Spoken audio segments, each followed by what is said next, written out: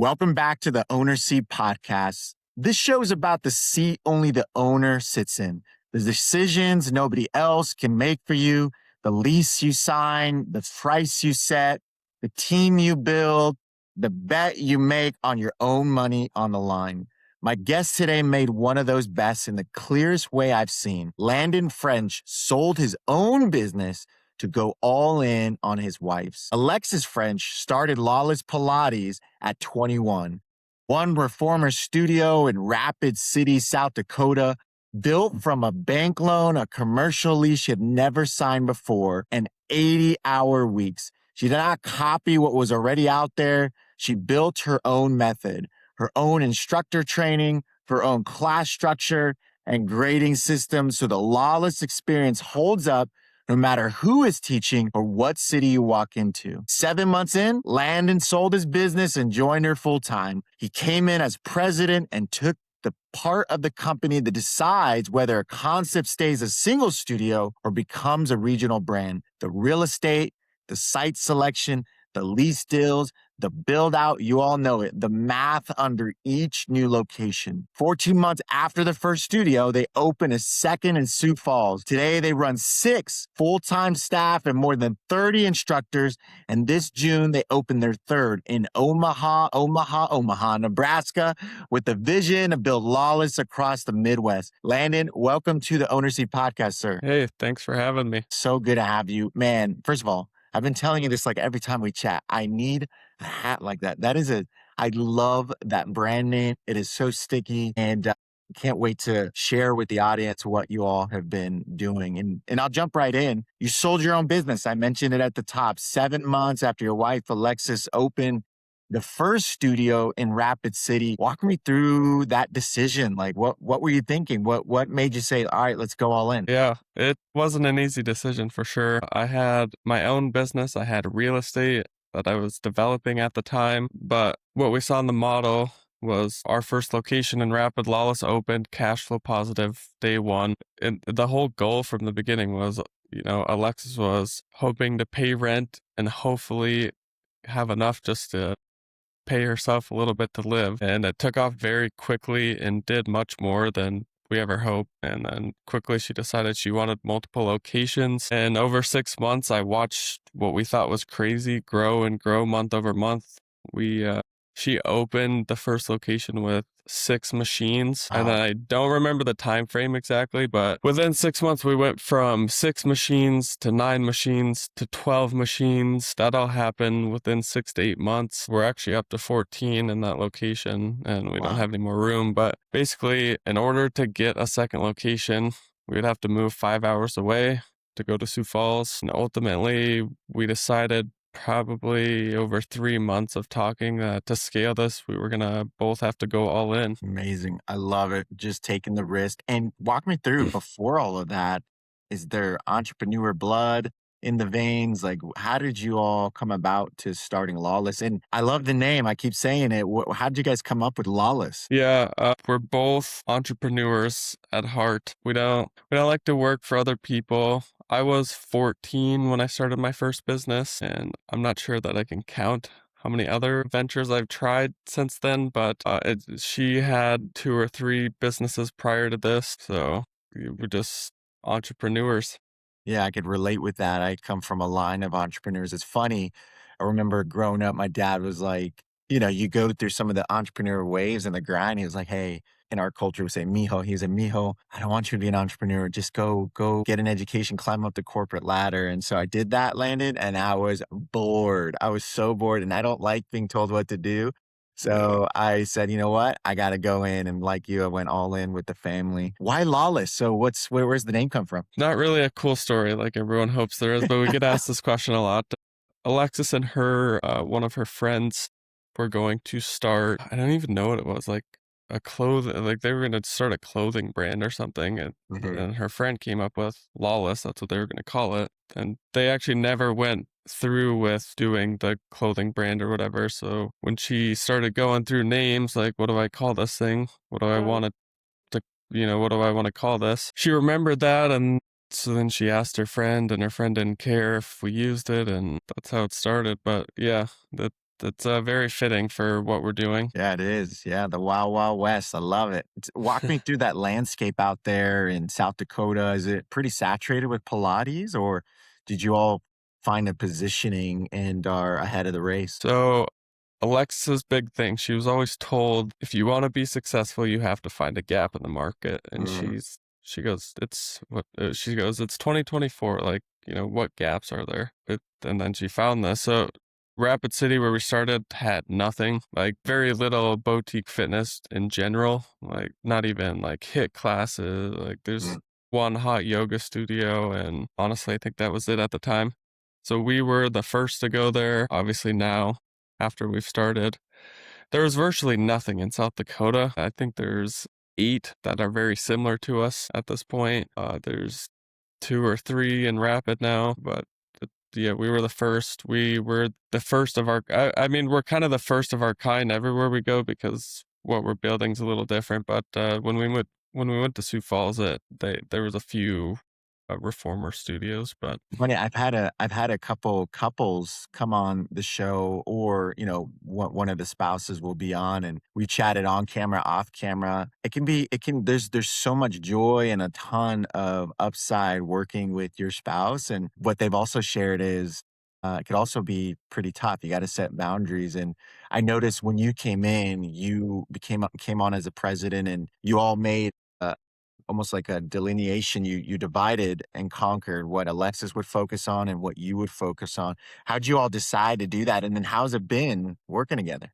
yeah. So yeah, basically Alexis was doing everything. I don't think she hired her full-time person until roughly the same time frame, somewhere 5, 6, 7 months in there. But she's very creative, so that's what we doubled down on. We Mhm. doubled down on what she's good at and took away what she's not good at and what she doesn't like. And basically at the beginning, we had a Google sheet and we wrote down, what does it take to run Lawless? What are all the aspects to run this one location? And we kind of gave her what was the creative side and how do we grow this thing? How do we make it Lawless? She's the reason it's different. And I ended up taking over the things I was good at, which was financials, growing. I'm not super techie, but like tech stacks and how do we actually grow what we built? How do we make it better? And then we put the rest on the one full-time person we had. And I mean, a lot from that point has changed. The way we do trainings, what do our studio managers, I mean, everything has changed since then, but Yeah. we do that. We're trying to make things better every day. For sure. I love it. Just keep tightening the bolts, right? Your background's in real estate, multi-location development. So, I talk to people, especially on the finance side, you live and die by the occupancy costs, right? So you have great background to go into some of those conversations with the landlord, right? Property development crew. How do you make sure that you're getting the best deal possible when you're going through that underwriting period, just sifting through and doing the due diligence before you sign? Yeah, real estate, especially in a brick and mortar business, is one of the biggest line items on a P&L. So, at Lawless, when we look at spaces, even before we start negotiating with the landlord, the 3 biggest things we're looking at is the square footage and the layout, the rent cost, and the location, like on an actual map, where is it at? And our studios are roughly 2,000 square feet, so rent needs to make sense when stacked up against, revenue driving square feet, so not bathrooms, not the front area. How many machines can we fit and how much can we charge in that market? And we try to use as much of our square feet for reformer so we aren't paying for space that doesn't drive revenue. A lot of people out there want to open a studio and just don't necessarily understand how to get the capital to do it, right? Many have it and they've saved up. Some know that they'll probably have to go to friends and family or a bank. How did you all do that? And as you went to studio 2 and 3, was that debt financing? Like, walk us through, how does that look like? Or what's the real world scenario? How were you able to do that? Location 1, we took out a loan to we didn't even do a build out on our first location. We found a spot that was like, we're going to make this work. And we're like, we're going to keep this bare minimum. We want to make sure that, that it works. So yeah, took out a loan, bought the machines, some mirrors, a front desk. But yeah, moving forward to 2 and 3, when you decide, hey, I'm gonna build a brand out of this, you got to start going the build out route so they're all look the same, so people have the same experience going between locations. And the way we do it is location 2 and 3, we cash flow it. We don't borrow money from a bank. So, in order to open a Lawless studio, it costs roughly $300,000. So it's one of the most constraining growth metrics. Like I wish we could have 10 locations open, right? But Sure. that's a slow process when Hey, you're be spending careful what you wish for. It 300,000. might be around the corner. Yeah, It it's might be coming. around the We'll get corner. there. Yeah, We'll it's get definitely there. coming, right? So yeah, and actually speaking of that, what's give me the big vision. Like I think we chatted, was it 20 plus, 25 plus? Like what are you and Alexis thinking? What's the big vision and how far do you want to take this? Yeah, so we want 25 locations. We don't totally know what it looks like, right? So we don't know if 25 is a trigger point to maybe take on capital and keep going or what that looks like, but we just want 25 locations. Our team knows that. I mean, people on TikTok that follow us, I mean, that's Yeah. the vision, right? People, I mean, that's what Lawless, we're going to 25. I love it. That's so cool. Well, you started in Rapid City and then to Sioux Falls and out of Omaha. Walk me through those markets, right? I'd imagine from a price per square foot, it's reasonable, right? Probably relative, right? Everything's relative, but I'm sure as we were talking about that, the unit economics look pretty good. How many members does it take to break even? And then where are you guys searching next? You don't have to give us the exact location, but where are you going? Where can we expect a couple more Lawlesses coming up? Yeah. Yeah, so the geographical thing is it's kind of funny, right? Like Lawless didn't start by technical design in Rapid City. We weren't Mhm. like, oh, this is the place. Like we're gonna, build this big brand. That's where we were living at the time. So as it took off, we knew we needed to stay as tight geographically as we could to scale this while Yeah. going into markets that also support the model, right? You can't put this model in a town with 30,000 people. It just won't support it. But yeah, you've nailed the expansion plan. Midwest markets, they have less competition. Rent is significantly cheaper than the big cities, but with cheap rent and less competition, as it comes with its challenges, right? Scaling brick and mortar fitness modality across the Midwest is one of the toughest places to do it. We're so spread out. Like, operationally, it makes things tough. We have a very large team for the size we are. That's due to location 1 and 2 being 5 hours apart, and 2 Mhm. and 3 being 3 hours apart, and 1 and 3 being 7 hours apart, right? But that's the expansion plan. We're gonna stay in the Midwest. It fits our model very, very well. We're going next. We're pretty close to getting a deal done on a 4th location here, which will be Western Omaha. And Excellent. what we realized as we kind of started, scaling is that we need to stay tighter. So we're gonna try and expand in Omaha, Lincoln. We don't really have we don't really know where we're going after that. Maybe North Dakota. Just try to hit the big cities. These Midwest towns, Yeah. they're definitely underserved. There, I love it. And I know people are loving the Lawless brand. I've seen all the comments and all the things on social media. So let's pivot into unit economics, right? So you all do drop-in visits, $30 there, class packs and memberships. When you're looking at each studio, what are you finding from a mix perspective? Like what actually drives the economics and what is the consumer? The number one and most important driver of a revenue in a studio. It's reoccurring, it's predictable, and it tells me what I'm going to make in 3 months or 2 months or next month. It gives you a good idea. What we like to see in our studios is 60 to 65% of Mm, our revenue is in membership. So it's a majority of memberships. In today's day and age, it's definitely interesting. The younger generation is they don't like to commit to things, and all of our memberships come with a 3-month commitment.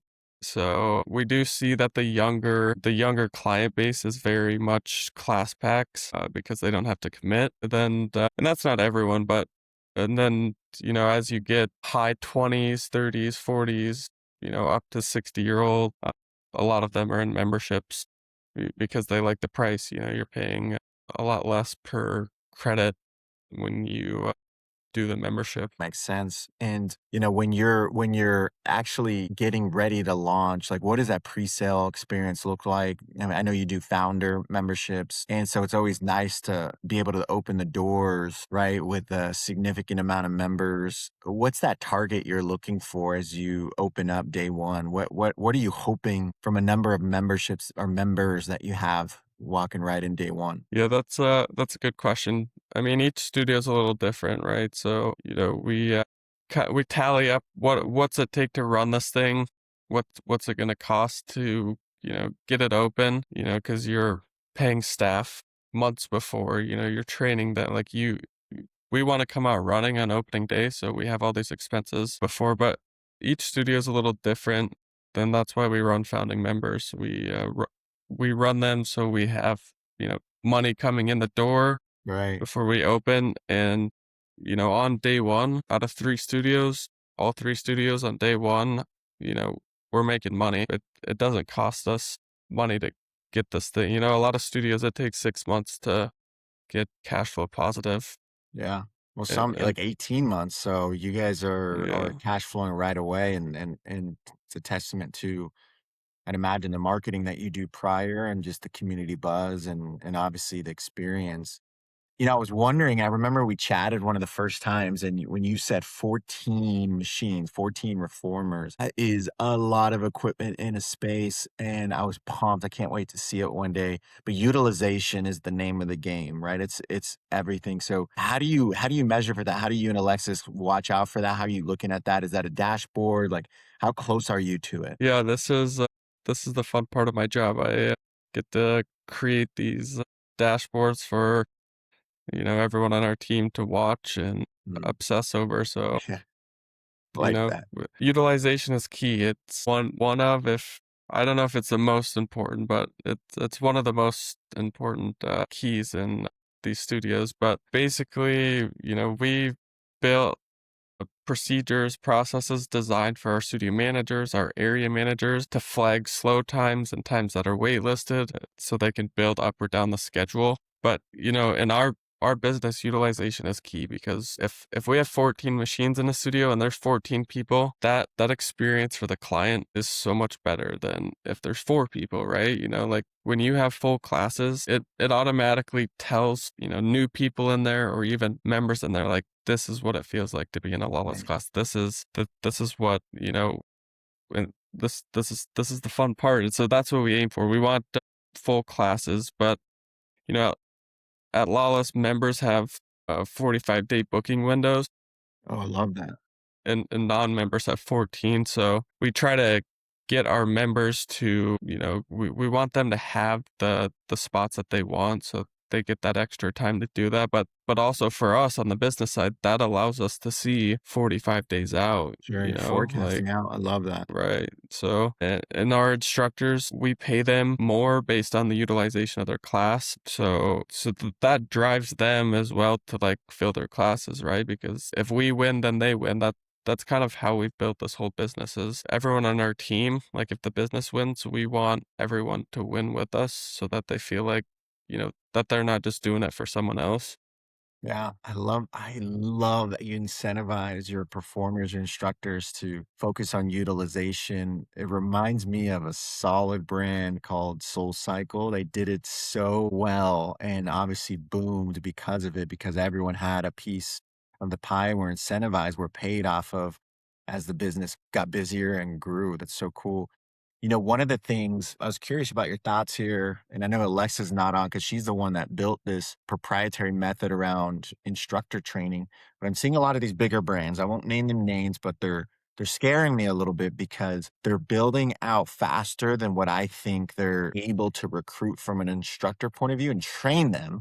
Not just recruit instructors, but train them the right way so there's a consistent experience. I'm hearing about it back channel that there's some inconsistencies in the experience. It's just they're expanding too fast. You all focus a lot on instructor training. Walk me through how important that is. What's the process for that so that you're creating a repeatable experience? It's everything. That's what Lawless is built on, like they're the face of the brand, the instructors are that's what we're selling, right? Like our instructors are making this workout. But also with making our branding tight, we couldn't scale like with how fast we're trying to grow this, method.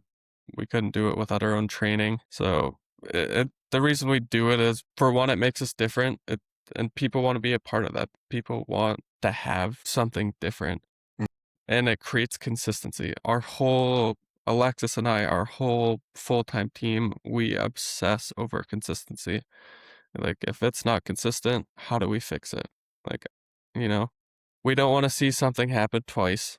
That's a big rule in our company. So if something breaks twice, we've done something wrong. Because once it breaks once, we should be figuring out how it's not going to happen again. Yeah. Well, you posted about this, and I was learning a little bit more on some different conversations you've had out there that are public. But walk me through, speaking of, not breaking things twice and finding the solution, right? Earlier on, and especially in the first studio, it sounds like there was a situation around people and some things had happened where maybe some trust was built from a specific leader.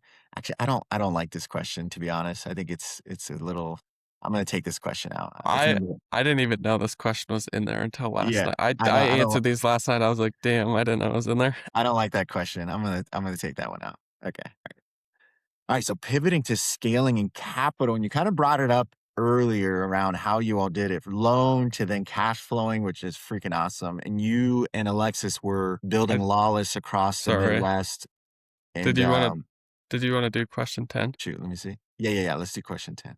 All right. So you run 6 full-time staff and more than 30 instructors across multiple cities. You mentioned earlier how that can be somewhat of a challenge. So what did you have to put in place, right? And you're even thinking about location 4, just outside of Omaha or West Omaha, on the financial side and operating side, reporting and controls and the cadence. Like, what did you have to put in place so that things were humming like, a well-oiled machine? Yeah, I love this question.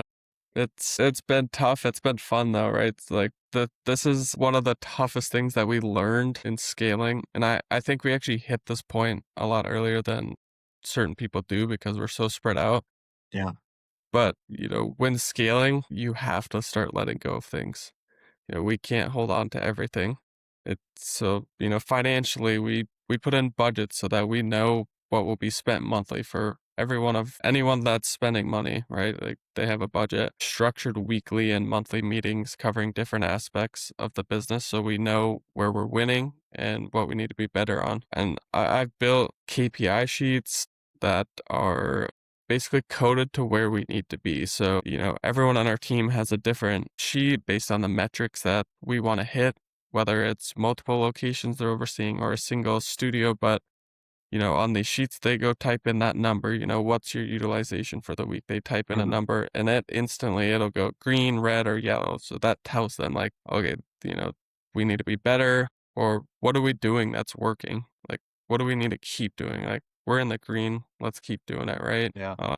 And we built like, how do we fix these problems? It's all wrote down, like, what should you do if it goes red? Like we had to build this, like, how do we do this? Like, Alexis and Landon would at this point without actually doing it or being in that conversation all the time. And so Mm. that was one of the toughest things to learn is like, everyone doesn't think like this. So like, how do we put it? How do we write it down? How do we make it very simple so that things aren't getting missed and that studios are running good? It's a good pickup because a lot of and you'll hear it on some of the episodes, right, that I've had with other guests is one of the biggest opportunities as the founders, the owner is trying to get out of the way or removing yourself out of the situation and building a system.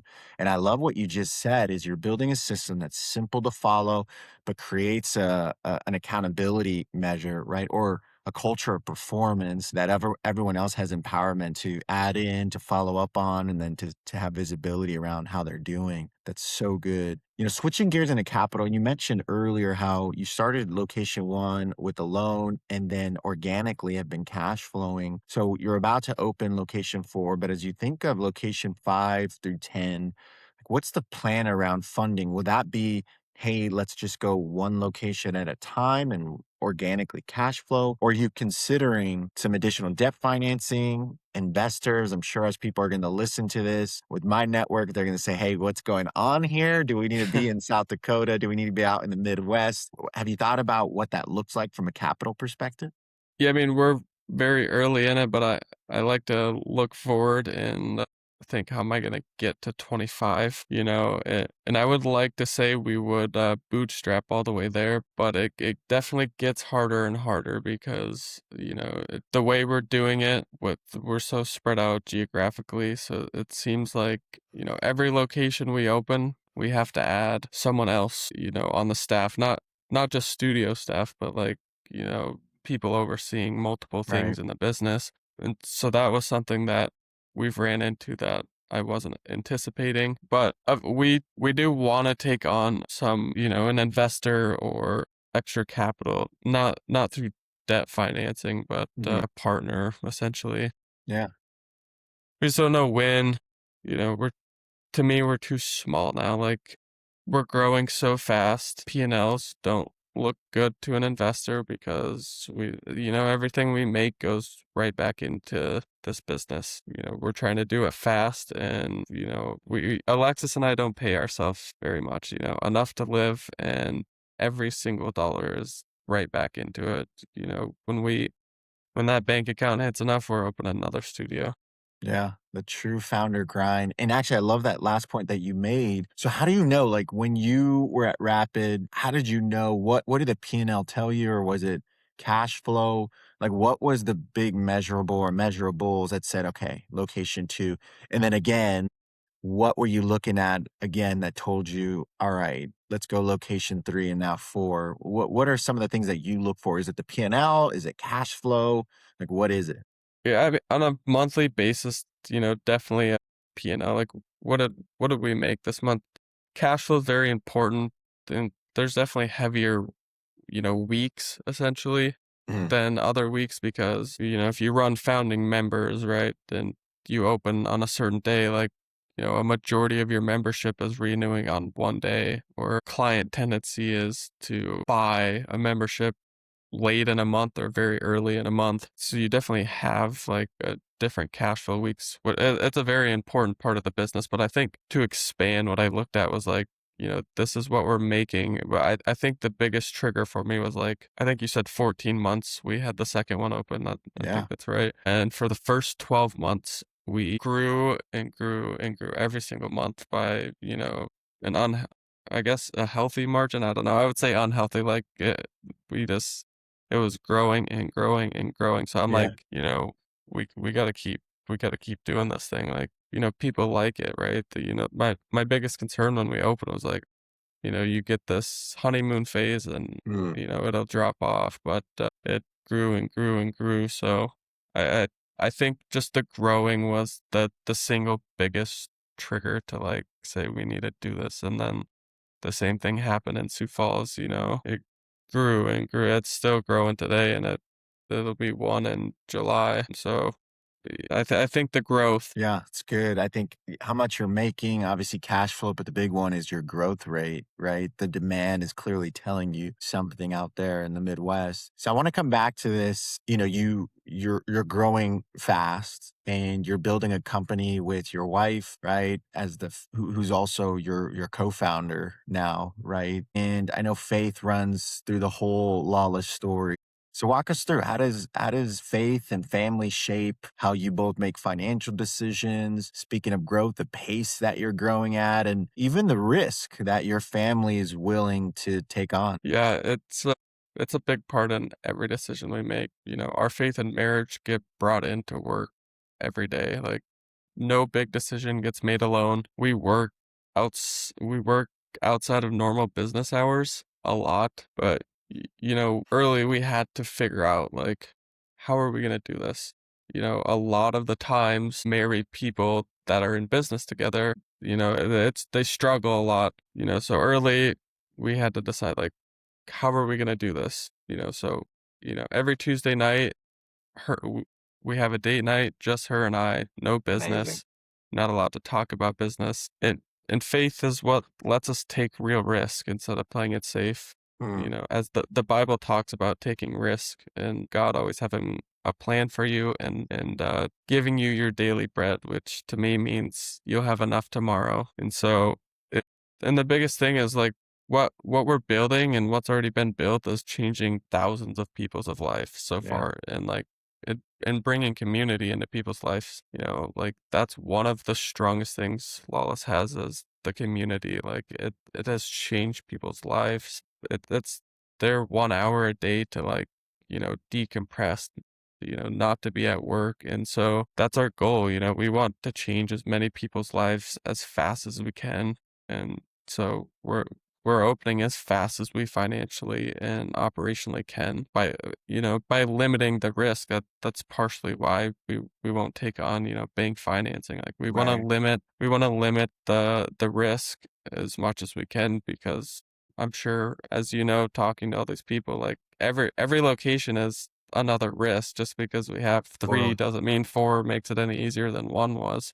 They all carry risk, but yeah, I mean, faith plays a big part in our decisions and where we're at today for sure. I love it. Changing lives, or as they say, as we carry on the Great Commission, right? Making disciples out of others and spreading the word. That is so cool. I love that that's part of your story and continue to lean in on that. I think that's a big part of what you both are doing. And God is so good. I love it. So, last question for you, as we've all heard, you both are busy, so I'll keep this one brief. So, if you look out the next 5 years, right? Lawless, a tight regional brand you own, operate. Are you thinking keeping it private, or is this franchise? Or you mentioned capital raising.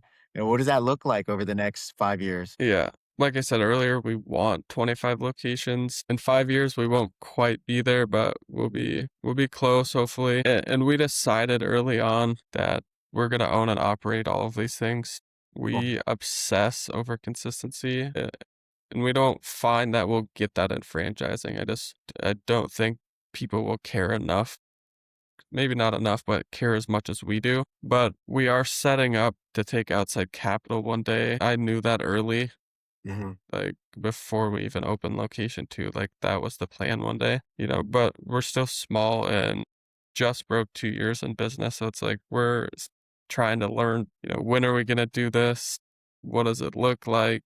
It's not easy either to successfully do it. I mean, Or else a lot everyone of would people, do it. yeah, I mean, anyone will give you money, but what's the contingencies, right? Yeah, What do that's you true. get out of it in 3 years, right? So it's like to successfully do it, it's not easy. So I I've been obsessing over how to do it. Like I love numbers, and yeah, that's what we're shooting for. I don't have a full answer for you on that one. No, this is good though. I love that you said that because I think it's, man, you're so relatable.